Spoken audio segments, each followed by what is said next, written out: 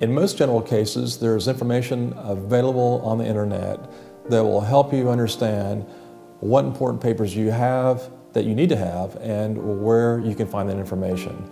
You can also find information at your local libraries and at the local bookstores. You will need to know if and where the important papers are. If you can't find them, they in effect don't exist. As you talk about these matters like end-of-life wishes and insurance benefits, it can open the door to talking about what you and your loved one value and how he or she wants to die.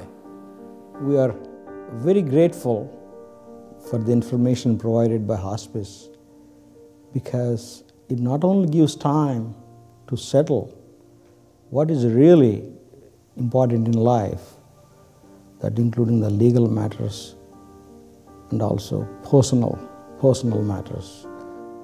For example, my mother and my sister and I had the opportunity not only to take care of the legal issues, such as end-of-life wishes, also something very touching and hurtful to her, that is the untimely death of my brother about 15 years ago.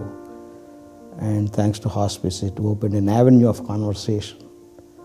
And as painful as it was also the beginning of a healing process. It's very important as a caregiver to talk to the person who is dying about what their needs are, what their wishes are. It's important to ask them, are you concerned about anything? Are there any things that you're afraid of? Are they afraid of how you may die? So that can be addressed by the team. It's also important to ask them specific questions. What do you think about the afterlife? Is there anything you would like included in your funeral arrangements? How would you like to be buried, or would you like to be cremated? And these are difficult conversations to have because we often think if we have those conversations, it may hasten the death of a person. What we found out from families, in fact, is that it relieves the burden of the caregiver to have to guess what the patient may want. It's very important to have these conversations and to talk to each other about what's most important.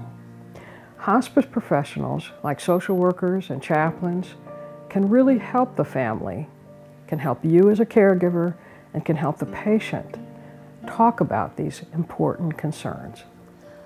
I knew I should be talking, but I didn't know what to say, so I spoke to the social worker, the hospice social worker, and she gave me some key phrases to keep the ball rolling. She suggested I ask him things like, how can we help you? Are there things that we do for you that you don't want? What would you like to talk about? What do you think about when you're alone? Is there any advice that you'd like to pass along? And how do you want to be remembered? And then she said, if he still doesn't talk, just say to him, I really don't know what to say, but please remember, I'll always be here for you, and I'm always passing my love along to you.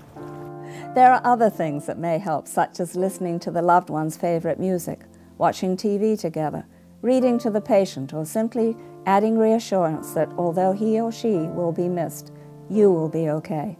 It's saying goodbye, telling the patient that he or she can let go.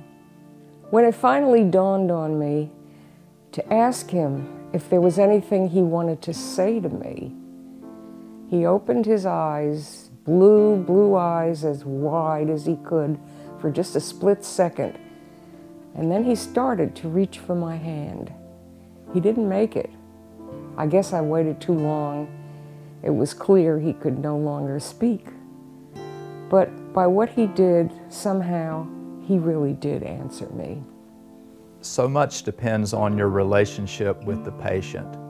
We've learned that at the final stages of life, a patient's senses seem to change. Patients' skin may become very sensitive to touch, so sometimes they become restless or pull at their clothing. We believe that hearing is the last sense to leave, so even when the patient can't speak or respond, the caregiver can still talk to the patient and presume he or she can hear what is said. The reaction to light and noise also can become much more acute. I really appreciate the calm, quiet presence that the staff here provides. They make a point not to rush around, and it made me stop and think about my mood when I come to visit. I really try to leave any bad attitude or anxiety that I might have at the door, and I try to decompress, and also I make sure I don't bring any family disagreements into the room. After my wife died, I came to the bereavement center for the monthly support groups. That helped greatly with my grief. We had adult children from separate marriages. Her children, they wanted to run everything. They wanted to have her struggle to stay alive when she had wanted to die peacefully at her home. There was friction, but you know, with the help of hospice, we knew that we would be able to get along with one another. They gave us a good, even-handed approach, helped us get along. When she died, we felt good about one another. We set up the services. It was a good feeling that was helped greatly by hospice. My grown children is a mess over this because they visit him at the hospital but don't seem to realize that it's too late for aggressive treatment.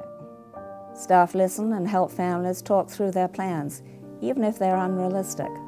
They work with family members and the caregiver to offer suggestions about how to resolve these difficult and sensitive issues. My mom seems a bit confused. She used to be the one that made sure I arrived on time, if not early. She made the schedule and she paid the bills. Now I don't know what she knows anymore. I'm not even sure she knows where she is half the time. I still have so much I want to ask her. I know I have to be realistic, but I'm so not ready to lose her. I've found in these cases where the patients are confused that it's important to reassure them that they're in a safe place. You can reinforce that with words that describe the comfortable room, the kind staff, introduce friends and family who visit and spend quiet time together. In other words, that the patient is getting the best care in a safe environment.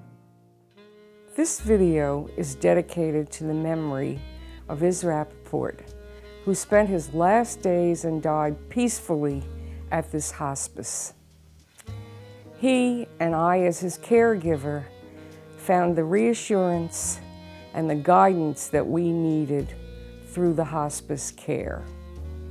No matter what the relationship, I felt that as time went on, everyone who is in the position of being a caregiver can benefit from the experience of others. With that in mind, this project was undertaken and funded.